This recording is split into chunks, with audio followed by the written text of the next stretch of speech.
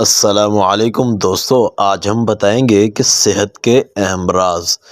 بہت ہی پاورفل نسخہ ہے کہ ایک گھریلو چیز کا نسخہ جو عام روٹین میں آپ استعمال کرتے ہیں، ایک خاص طریقے سے آپ نے جب استعمال کرنا ہے تو اس کی طاقت 100 گنا بڑھ جاتی ہے۔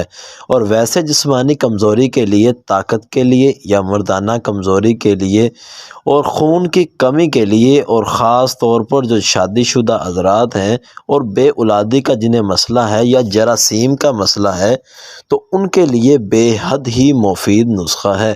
آپ نے 1 پاؤ دودھ لینا ہے اور اس کو بوائل کر لینا ہے۔ جب آپ اس کو بوائل کر لیں تو اس کے بعد آپ نے اس کو 2 برتن کے اندر اچھی طرح پھینٹنا ہے، اور کم از کم آپ نے یہ عمل 40 بار پھینٹنے کا کرنا ہے۔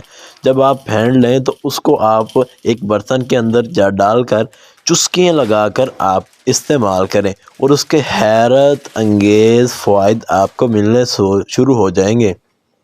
اس کے 40 دن کے استعمال کے بعد آپ کی ہر طرح کی کمزوری دور ہو جاتی ہے۔ انسانی جسم کا صحیح کام کرنے کے لیے ضروری ہے کہ اس جسم کی ہر چیز صحیح کام کرتی ہو، یعنی دل اور دماغ سے لے کر ہر چھوٹی رگ کا صحیح سے کام کرنا ضروری ہے، ورنہ فوقتاً انسان تکلیف سے دچار رہتا ہے۔